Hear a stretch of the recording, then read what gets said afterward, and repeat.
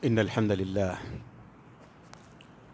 نحمده ونستعينه ونستغفره ونعوذ بالله من شرور أنفسنا ومن سيئات أعمالنا من يهد الله فلا مضل له ومن يضلل فلا هادي له وأشهد أن لا إله إلا الله وحده لا شريك له وأشهد أن محمدًا عبده ورسوله صلى الله عليه وسلم تسليمًا كثيرا يا أيها الذين آمنوا اتقوا الله حق تقاته ولا تموتن إلا وأنتم مسلمون يا أيها الناس اتقوا ربكم الذي خلقكم من نفس واحدة وخلق منها زوجها وبث منهما رجالا كثيرا ونساء واتقوا الله الذي تساءلون به والأرحام إن الله كان عليكم رقيبا يا أيها الذين آمنوا اتقوا الله وقولوا قولا سديدا يصلح لكم أعمالكم ويغفر لكم ذنوبكم ومن يطع الله ورسوله فقد فاز فوزا عظيما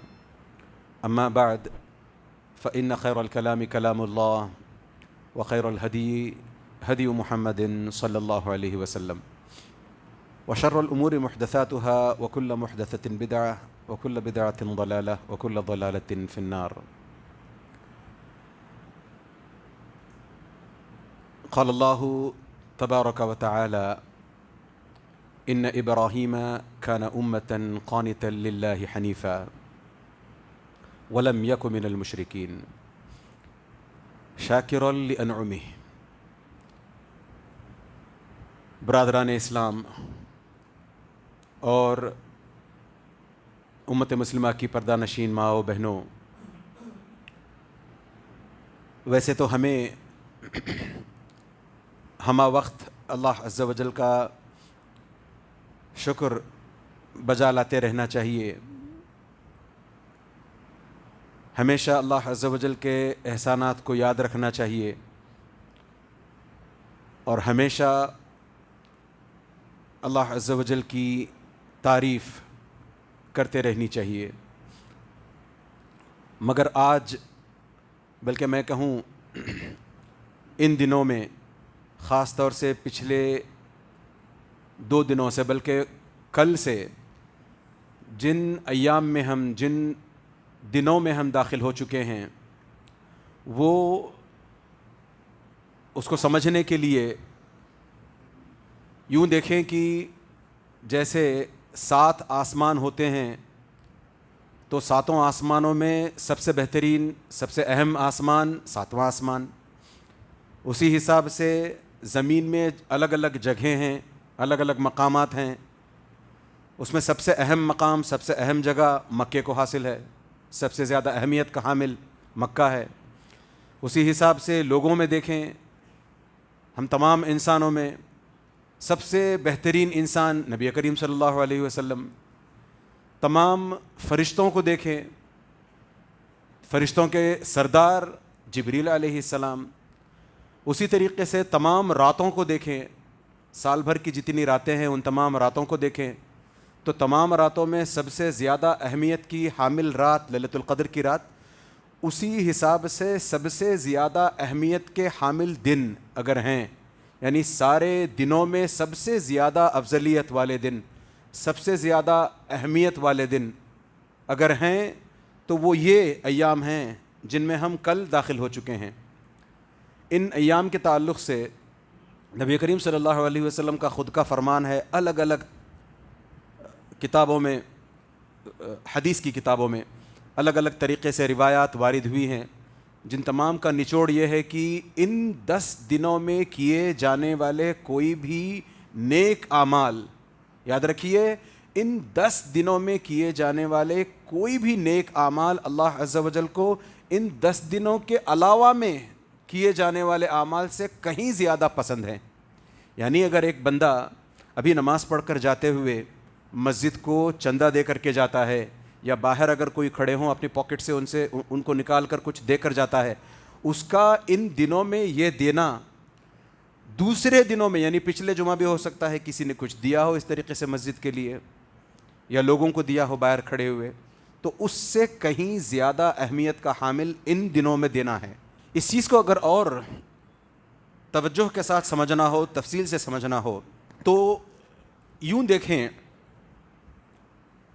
کہ جیسے ہم رمضان کی آخری 10 راتوں میں کوششیں کرتے ہیں، جس طریقے کی ہماری رمضان کی آخری 10 راتوں میں کوششیں ہوتی ہیں، ہم میں سے کئی ایک ہیں جو رات بھر جاگ کر کے اللہ عز و جل کی عبادتیں کرتے ہیں. اور ویسے بھی اگر آپ دیکھیں تو رمضان کے مہینے میں ساری دنیا کو پتہ چل جاتا ہے کہ مسلمانوں کا رمضان کا مہینہ چل رہا ہے. اس سے کہیں زیادہ، اگر اتنا ہی نہ صحیح، اس سے کہیں زیادہ کم از کم، یا پھر الٹا مان لیں، اس سے زیادہ نہیں نہ صحیح، کم از کم اتنا ہی غیروں کو پوری دنیا بھر میں مسلمانوں کے ان 10 دنوں کے تعلق سے بات معلوم ہونی چاہیے کہ یہ اتنی زبردست اہمیت والے دن ہیں. یعنی ان میں ایک عمل، کسی نیک ایک عمل کا کر جانا، خود نبی کریم صلی اللہ علیہ وسلم فرماتے ہیں، بلکہ قرآن کی آیات ہیں، مثل الذین ينفقون اموالهم فی سبیل اللہ کمثل حبۃ انبتت 7 سنابل فی کل سنبلۃ 100 حبہ، کہ ایک نیکی کا کر جانا عام طور پر جہاں ہم من جاء بالحسنۃ فلہ 10 امثالھا کہتے ہیں کہ اس کا 10 ٹائمز ریوارڈ ملتا ہے، اور اللہ عز و جل اگر چاہیں تو کسی بھی نیکی کو اپ ٹو 700 ٹائمز بڑھا کر ثواب دے دیں، واللہ یضاعف لمن یشاء. اور اللہ عز و جل کسی کی نیت پر، اس کی نیت کو اگر اللہ عز و جل پسند کر لیں تو اور بھی زیادہ اسے عطا کر سکتے ہیں. تو اس حساب سے ہمیں ان 10 دنوں میں نیکیوں کے اتنے کام کرنے چاہیے، خود اپنے تئیں انٹرنلی نیکیوں والے کام، اور پبلک ڈومین میں جا کر کے، پبلک لائف میں جا کر کے لوگوں کے ساتھ حسن معاملت، اچھی طریقے سے پیش آنے والے معاملات ان 10 دنوں میں ایسے کرنے چاہیے کہ لوگ پھر اسلام کی طرف لوٹ کر کے آئیں، پلٹ کر کے آئیں. ہونا تو یہ چاہیے. انفارچونیٹ معاملہ ایسا ہے کہ ہم میں سے کئی ایسے مسلمان ہیں جن کو خود اس بات کا علم نہیں ہے کہ یہ 10 دن ایسے ہیں کیا.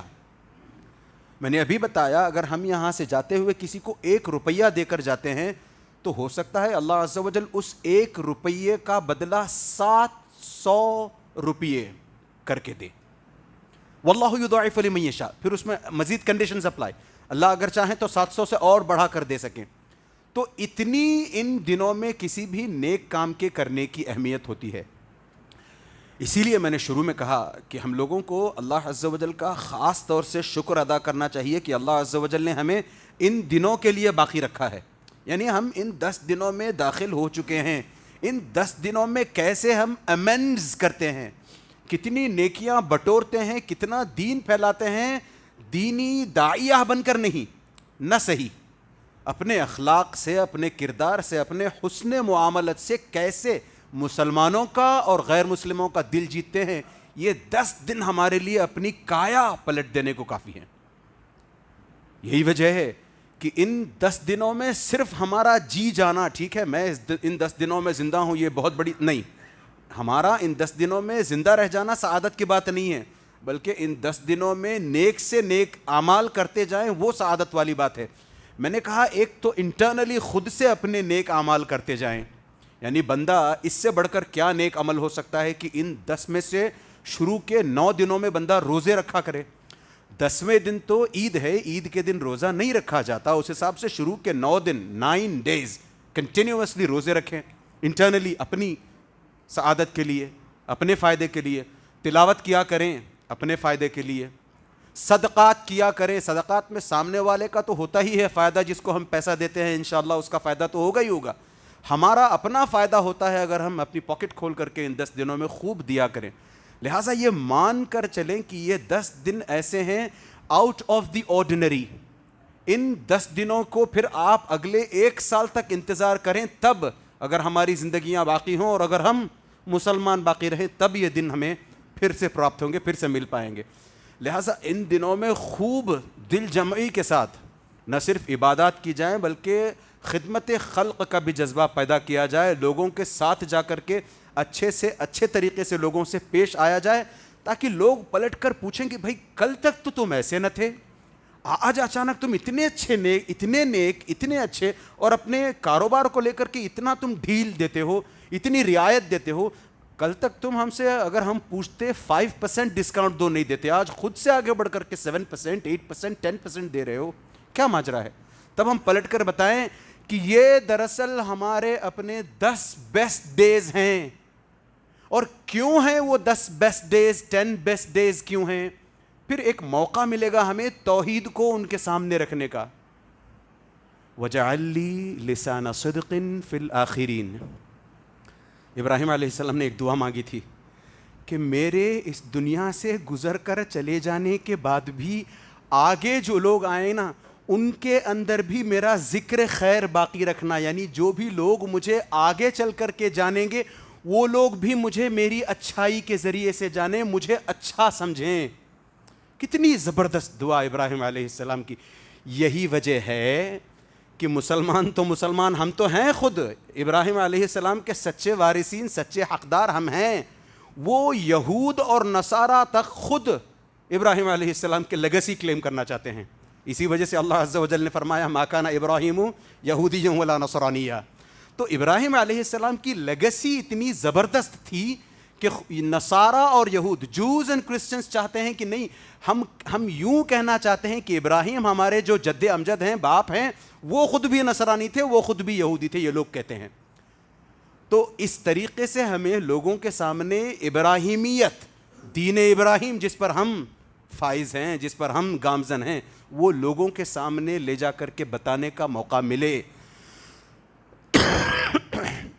یہ یہ جو 10 دن جو ہیں اتنی زبردست اہمیت کے حامل ہیں کہ اگر کسی بندے کو ان 10 دنوں میں یہ 3 چیزیں پراپت ہو جائیں, شرف الزمان و شرف المکان و شرف العبادہ, یعنی ایک تو ہم ان 10 دنوں کو پالیں ایز اٹ از, ہم یہ ان 10 دنوں میں ہیں, یعنی 10 دنوں کا زمانہ جو ہے ہم نے پا لیا, شرف الزمان حاصل ہو گیا. شرف المکان, شروع میں نے کہا تھا کہ ساری دنیا میں جہاں الگ الگ مقامات ہیں, سب سے بہترین مقام اس دنیا میں مکہ, اور اگر کوئی ان 10 دنوں میں مکہ میں ہو تو شرف الزمان شرف المکان دونوں چیزیں اس سے حاصل ہو گئی ہیں. اب پھر تیسرا اس پر مزید آئسنگ آن دا کیک یہ ہوگا کہ اگر اس بندے کو پھر حج کی توفیق مل جائے, ایک تو 10 بیسٹ ڈیز میں سب سے بہترین جگہ پر ہے, اور وہاں بھی اللہ عز و جل کی عبادت سب سے بہترین طریقے سے کیے جا رہا ہے حج کے روپ میں. یہی وجہ ہے ہم عام طور پر کسی بھی عبادت کو دیکھتے ہیں تو اس کا ایک چھوٹا سا فائدہ ہمیں نظر آتا ہے, اس سے پھر بس ہماری نظر آگے نہیں جاتی. ایک مسلمان کا یہ شیوا نہیں ہونا چاہیے. دیکھیں, ہم ایک معمولی سوئی بھی بناتے ہیں تو اس کا کوئی نہ کوئی پرپس ہوتا ہے, آبجیکٹو ہوتا ہے اس کا. چھوٹی سی سوئی, یہ جو کیمرہ آپ کے سامنے رکھا ہے, یہ جو چیزیں ہیں ان کے بھی اپنے مقاصد ہیں. یہ جب اس کا مقصد ختم ہو جائے, سوئی اپنا کام نہ کرنے لگے, سوئی اپنا کام کرنا بند کر دے, تو پھر وہ پرپس لیس رہ جاتی ہے. ہم ایک چھوٹی سی سوئی بناتے ہیں تو ہماری اتنی سمجھ ہے کہ اس کا ایک مقصد ہے. تو یہ کیسے ہم تصور میں لا سکتے ہیں, کیسے اس بارے میں سوچتے ہیں کہ اللہ عز و جل نے جب کسی کام کا کرنا ہم پر واجب کیا ہے, فرض کیا ہے, تو اس کا ایک ہی مقصد ہوگا. بڑے بڑے مقاصد ہوتے ہیں شریعت کی, جو ہم پر جو باتیں فرض کی گئی ہیں, جو احکام شریعت کے ہیں, ان کے پیچھے بہت گہرے مقاصد ہوتے ہیں. اس پر اس سے پہلے بھی تفصیل سے بات ہو چکی ہے. لہٰذا یہ جو حج ہے, آپ سوچ کر کے دیکھیں کہ جس کو شرف الزمان مل جائے, یعنی بیسٹ ڈیز مل جائیں, اور وہ بیسٹ جگہ پر بھی ہو, اور اس کو پھر بیسٹ عبادت یعنی حج کا موقع ملے, اسی وجہ سے پھر اللہ عز و جل نے کہا رجع کیومی ولدتہ امہ. تو وہ ایسے لوٹتا ہے ان دنوں میں اس جگہ پر رہ کر اس سب سے بیسٹ عبادت کرنے کا نتیجہ یہ ہوا کہ آج اس کے کاندھوں پر کوئی گناہ نہیں ہے, وہ سارے گناہ اپنے دھلوا چکا ہے. ایسے لوٹتا ہے جیسا آج اس کی ماں نے اسے جنما ہو. تو یہ اتنی زبردست سعادتیں جو ملتی ہیں وہ اتنی کلیئر ہیں, اتنی مینیفیسٹ ہیں وہ سعادتیں, اور اللہ عز و جل کو یہ عبادت خاص طور سے ان 10 دنوں میں اتنی زیادہ پسند ہے کہ ایک تو جو لوگ حج کو جاتے ہیں ان کے نام کا نیا برتھ سرٹیفکیٹ مل گیا کہ وہ آج واپس آتے ہیں, کلین سلیٹ ہو کر کے واپس آتے ہیں جب یہ حج سے واپس آتے ہیں. من حج للہ فلم یرفث ولم یفسق رجع کیوم ولدت امہ. اسی حساب سے جو لوگ اللہ عز و جل کو یہ دن کتنے محبوب کتنے پسند ہیں اس کی بات بتا رہا ہوں. ایک تو وہ جو حج کو جاتے ہیں کہ اتنا بڑا وردان مل جاتا ہے ان کو, دوسرے پھر وہ جو حج کو کسی وجہ سے جا نہیں پاتے تو ان کی متابعت ہم کرتے نظر آتے ہیں. کبھی غور کر کے دیکھا ہے ہم نے, وہ وہاں لبیک اللہم لبیک لبیک لا شریک لک لبیک ان الحمد, وہاں پر وہ تلبیہ کہتے رہتے ہیں ایام حج میں. ہمیں یہاں کیا حکم ہے؟ ان 10 دنوں میں اللہ اکبر اللہ اکبر اللہ اکبر لا الہ الا اللہ اللہ اکبر وللہ الحمد, ان کلمات کو ان 10 دنوں میں بار بار اٹھتے بیٹھتے جاگتے لیٹتے کھاتے پیتے ہر طریقے سے, یہاں تک کہ ابن مسعود رضی اللہ عنہما اور عبداللہ ابن عمر رضی اللہ عنہما, بلکہ عمر رضی اللہ عنہ خود بازاروں میں جاتے ہوئے زور زور سے تکبیرات بلند کرتے ان 10 دنوں میں. مانا آج حالات ایسے نہیں ہیں کہ ہم بازاروں میں جاتے ہوئے سڑکوں پر جاتے ہوئے زور زور سے تکبیرات کہہ سکیں. کیا ہم اس سے بھی گئے گزرے ہیں کہ ہم اپنے گھروں کے اندر دن رات یہ تکبیرات بلند کریں؟ اپنے دکان کے اندر بار بار جب بھی کوئی گاہک نہ ہو خالی بیٹھے ہوں ان تکبیرات کو بلند کریں. خاص طور سے بآواز بلند کہنا, سٹلی کہہ لینا تو کوئی بھی کہہ لے, آواز ہلکی سی, ایسا نہیں کہ چیختے چلاتے سامنے والوں کو پریشان نہیں, ارے کم از کم ہلکی سی آواز بلند کرتے ہوئے تکبیرات کہیں, کیونکہ ان میں جیسے میں نے کہا ایک بندہ اگر ایک حرف پڑھ لیتا ہے قرآن کا, الف لام میم, نبی کریم صلی اللہ علیہ وسلم نے خود مثال دے کر کے فرمایا الف لام میم 3 حروف ہیں, اس کی 23 نیکیاں ملتی ہیں.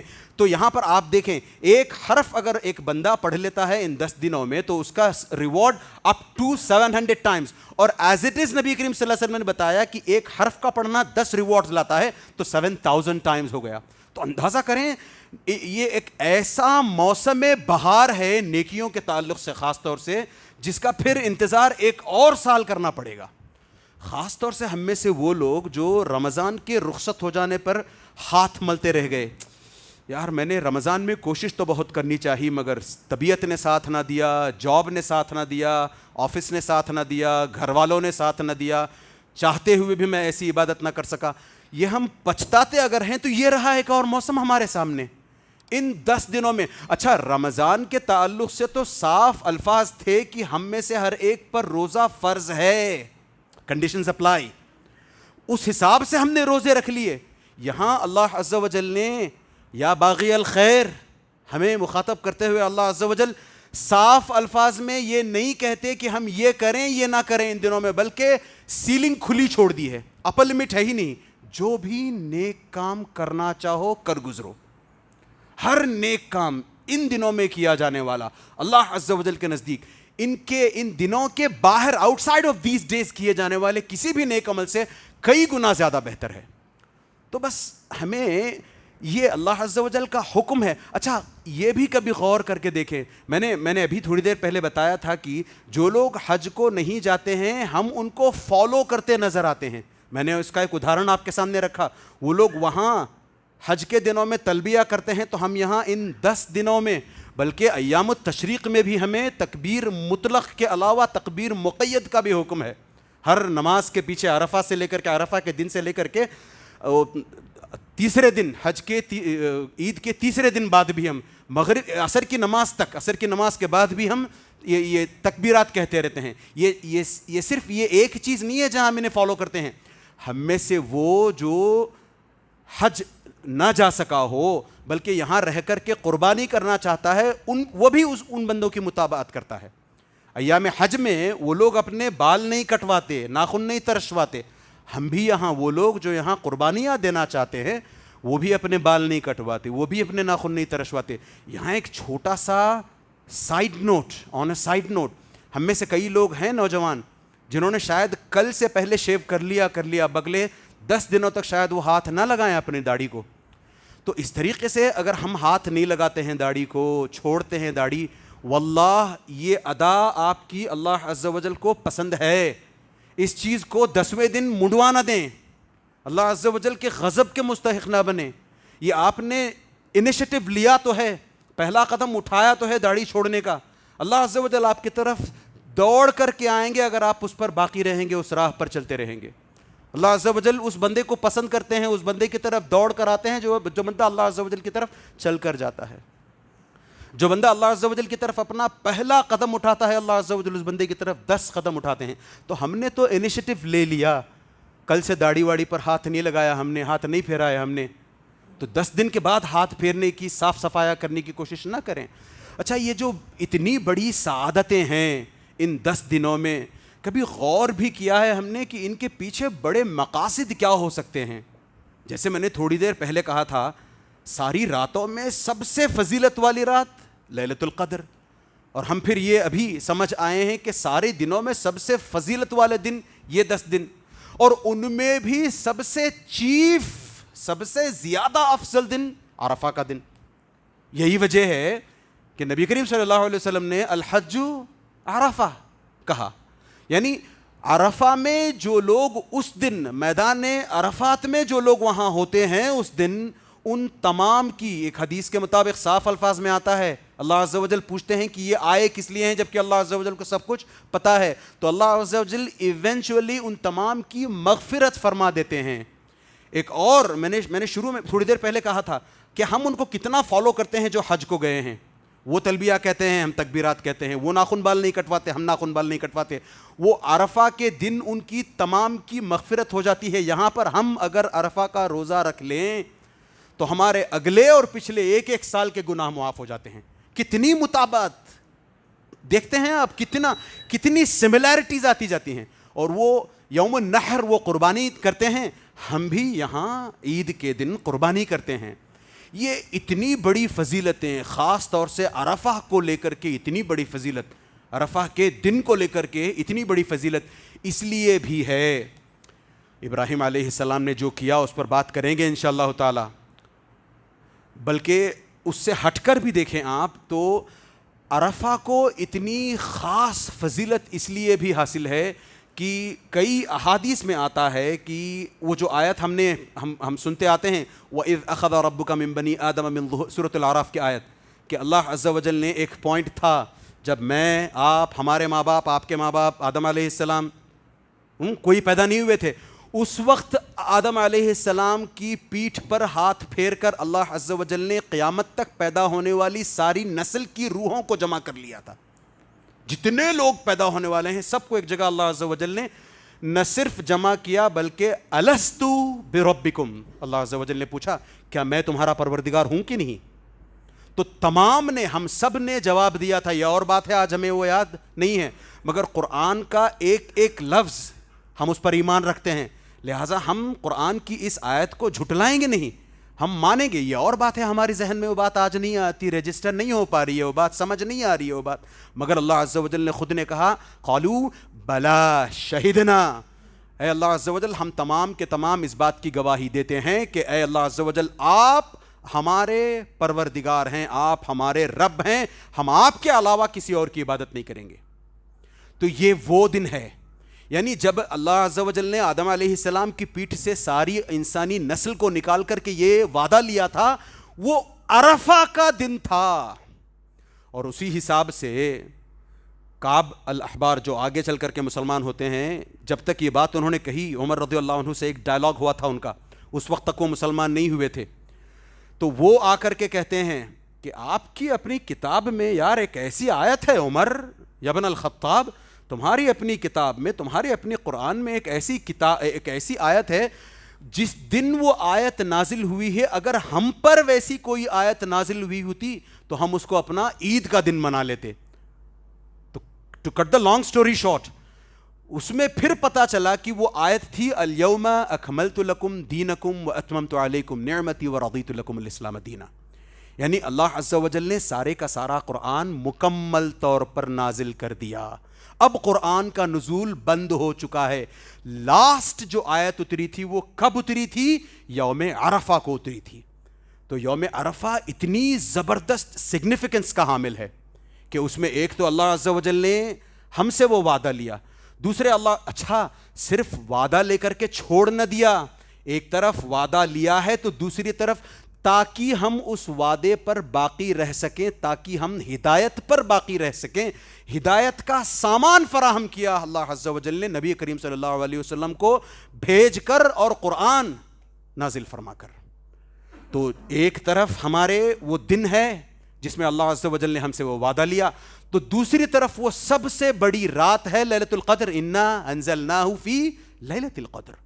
تو لیلۃ القدر وہ رات ہے جس میں اللہ عز و جل نے قرآن اتارا تھا، یعنی اللہ عز و جل نے ہمیں قرآن بھیج کر کے ہمارا وعدہ یاد دلانے کی کوشش کی ہے، اور پھر اللہ عز و جل نے اس کے ذریعے سے ہمیں یہ بھی سمجھانے کی کوشش کی ہے کہ ہماری اپنی عبادتیں، ہماری اپنی طاعات، ہماری اپنی تطوعات، جو بھی ہم نیکیاں کر لیں، وہ سب کی سب ایسی ہیں جو ہمیں اللہ عز و جل سے قریب کرتی ہیں۔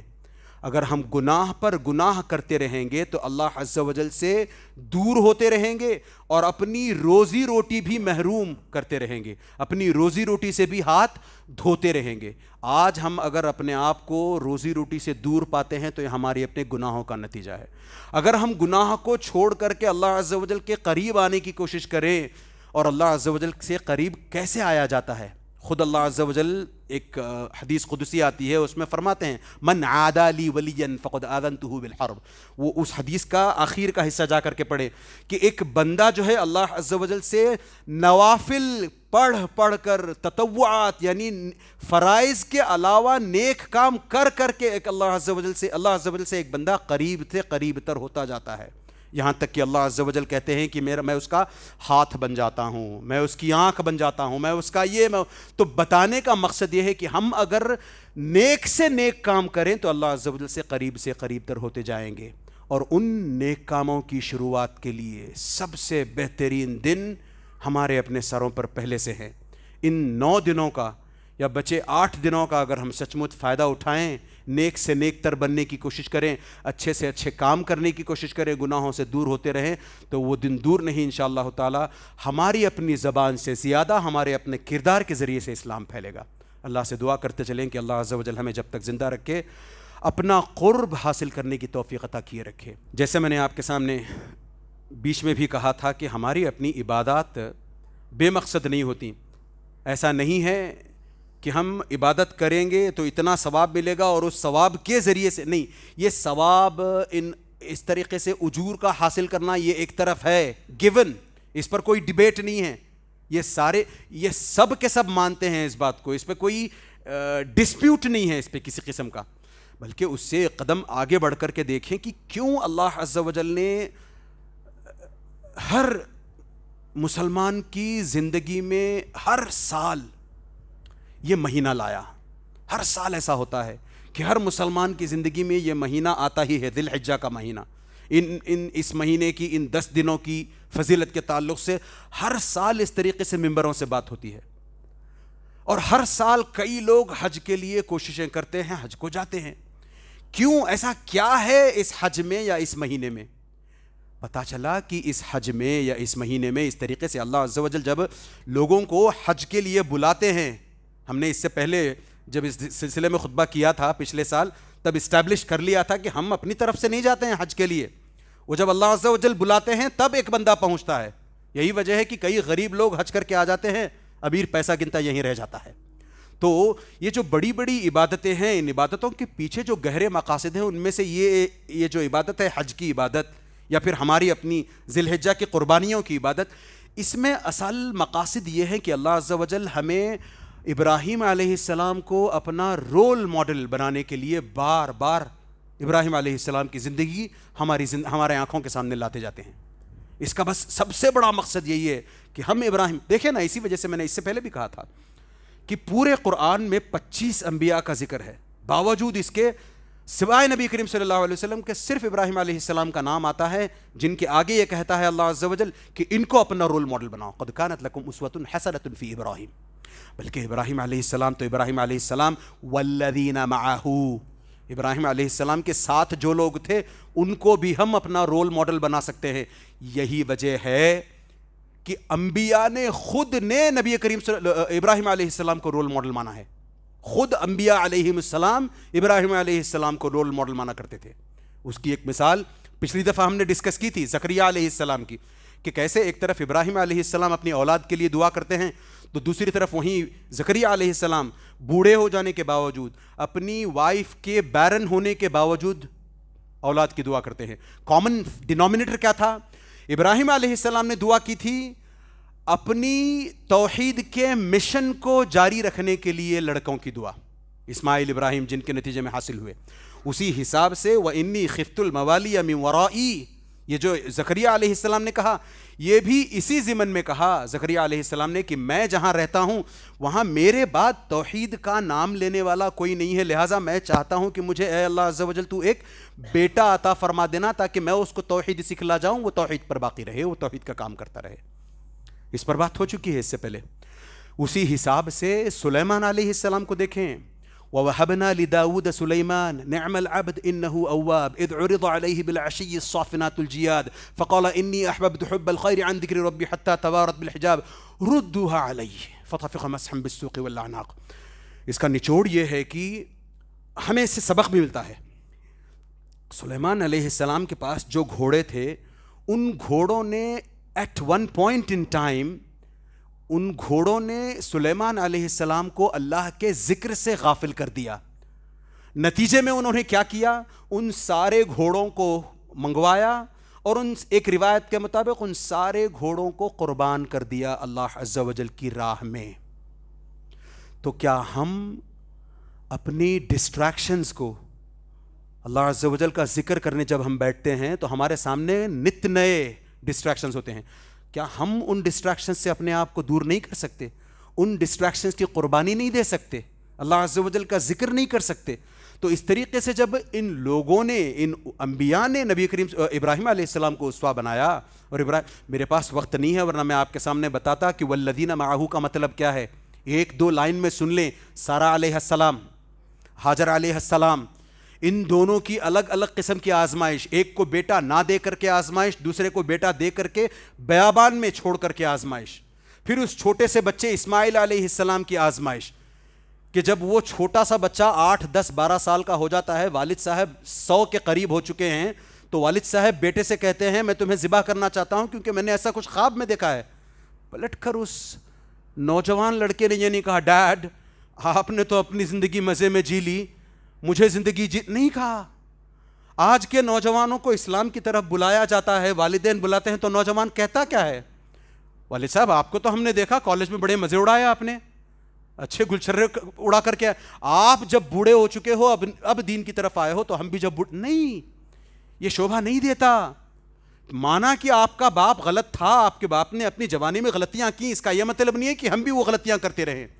تو اس طرح نہ جانے کتنے ایسے اسباق ملتے ہیں۔ اسی حساب سے حج ایک بہت بڑا فریضہ ہے، حج کی عبادت بہت بڑی عبادت ہے۔ جو لوگ یہاں سے پہلے ہی حج کو جا چکے ہیں اللہ سے دعا کریں کہ اللہ عز و جل انہیں حج مبرور عطا فرمائے، اور جو لوگ حج کو نہیں جا پائے ہیں چاہنے کے باوجود، کوششوں کے باوجود، خاص طور سے اس سال کئی سارے لاکھ بلکہ کئی ہزار حج کے پلگرمیج کینسل ہو گئے، اللہ عز و جل ایسوں کو صبر جمیل عطا فرمائے اور اللہ عز و جل جلد سے جلد انہیں حج کو لے جائے۔ اور وہ لوگ جو حج کو جا نہیں پائے ہیں اس وجہ سے کہ ابھی دل اس طرف آمادہ نہیں ہوا ہے، ان کے لیے بس ایک حدیث اور اس پر بات ختم۔ نبی کریم صلی اللہ علیہ وسلم فرماتے ہیں تابعوا بین الحج والعمرہ فإنہما ینفیان الفقر والذنوب۔ ہم عام طور پر سمجھتے ہیں کہ میں حج کے لیے جاؤں گا، عمرے کے لیے جاؤں گا، پیسہ نکال کر جاؤں گا، اتنے پیسے کم ہو جائیں گے، قلاش ہو جاؤں گا، پیسہ نکل جائے گا میرا، غریب نہیں، بلکہ اگر ہم بیک ٹو بیک حج عمرہ کرتے رہیں، نبی کریم صلی اللہ علیہ وسلم کی حدیث ہے اور اس پر کوئی کلام بھی نہیں ہے، صاف الفاظ میں ہے کہ اگر کوئی بندہ حج عمرہ بیک ٹو بیک کرتا رہے تو ایک تو اس کے گناہ دھلتے ہیں، دوسرے اس کی غریبی جاتی رہتی ہے۔ ہم سمجھتے ہیں کہ حج یا عمرہ کرنے سے غریبی آتی ہے، یار 3 لاکھ، یار 5 لاکھ، یار 1 لاکھ، نہیں، یہ اللہ کی راہ میں پیسہ لگانا ہے اور اللہ عز و جل اس کا زبردست ریٹرن بھی دیں گے۔ اللہ سے دعا کرتے چلیں کہ اللہ عز و جل ہمیں حج کی توفیق عطا فرمائے۔ اللہ عز و جل جب تک ہمیں زندہ رکھے ابراہیم علیہ السلام کو اپنا رول ماڈل، اسوہ حسنہ بنا کر زندہ رکھے۔ اللہ سے دعا کرتے رہیں کہ اللہ عز و جل جب تک ہمیں زندہ رکھے توحید پر زندہ رکھے، اور جب ہمارا خاتمہ ہو تو اللہ عز و جل توحید پر ہمارا خاتمہ فرمائے۔ آمین۔ وصلی اللہ علی نبینا محمد۔ قوموا الی الصلاۃ۔